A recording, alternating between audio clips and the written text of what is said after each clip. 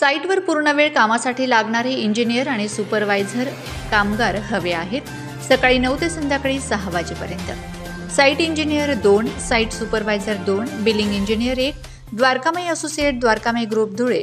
Mobile number 98 228 95 378, 73 400 49 009. आपण बघत आहात डिजिटल इंडियाचे डिजिटल न्यूज. ठाम मत मराठी न्यूज. अल्पसंख्याक मेळावा आणि नवनियुक्त पदाधिकारी पदवाटप समारंभ संपन्न.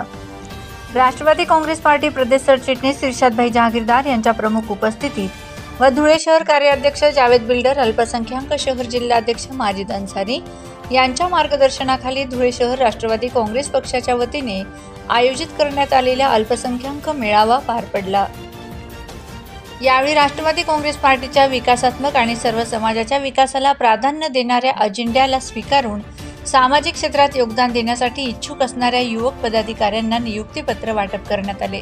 यावेळी उपस्थित कैलास भाऊ चौधरी, धुळे शहर जिल्हाध्यक्ष महेंद्रदादा शिरसाट, सामाजिक न्याय प्रदेश सरचिटणीस ज्ञानेश्वर पाटील, कार्याध्यक्ष सुरेश अहिरे, उमेश महाले, जयेश पाटील, चेतन पाटील, संतोष केदार, एजाज शेख, राहुल पोळ, नरेंद्र अहिरे, फरजाना शाह आदी कार्यकर्ते व पदाधिकारी मोठ्या संख्येने उपस्थित होते.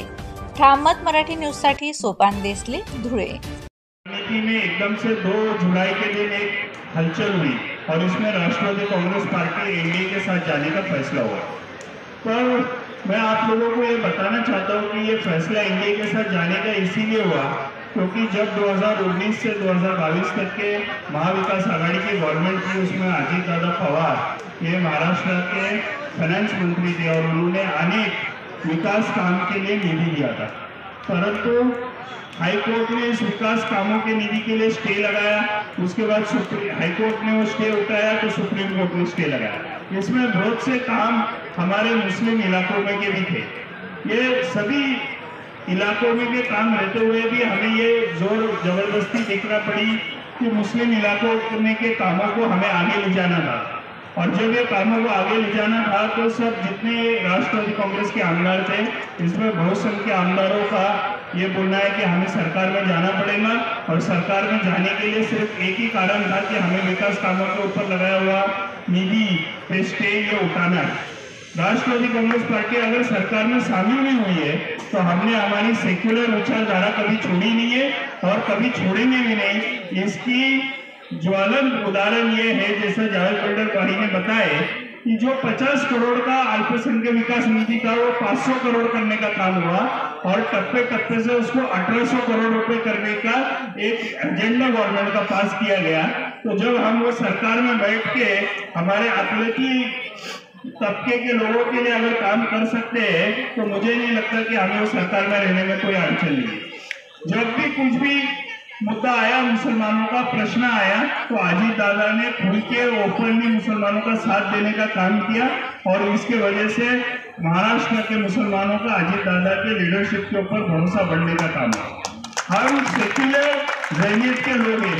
हम ना कोई दूसरे धर्म को कुछ बोलेंगे और ना हमारे बारे में किसी से सुन के भी लेंगे. हम ये नहीं है कि ये धर्म के ऊपर टीका टिप्पणी करो और हमारी ओर बढ़ाने का काम करो. हम सबको एक समझ के चलने ले. मौलाना अबुल कलाम आजाद हो, शाहू छत्रपति हो, बाबा साहेब अम्बेडकर हो या महात्मा फुले हो, इनके विचारों से चलने वाले हम लोग हैं और हमें सब लोग एक बराबर है. तो इसलिए हमने खुल के राष्ट्रवादी कांग्रेस पार्टी का साथ दिया. कुछ लोगों ने अफवाह फैलाई, कुछ पार्टी अफवाह फैलाती रहती है, पर मुझे ये बोलना है कि जब आप हुकूमत में थे तो आपने क्यों मुसलमानों के प्रश्नों के तरफ दुर्लक्षित किया, उनके प्रश्नों के को निकाली लगाने का काम क्यों नहीं किया, ये मैं आज आपके माध्यम से लोगों को पूछना चाहता हूँ. महाराष्ट्रातील ताज्या घडामोडींसाठी पाहत रहा ठाम मत मराठी न्यूज. तसेच आमच्या चॅनलला लाईक, शेअर, सबस्क्राईब करायला विसरू नका.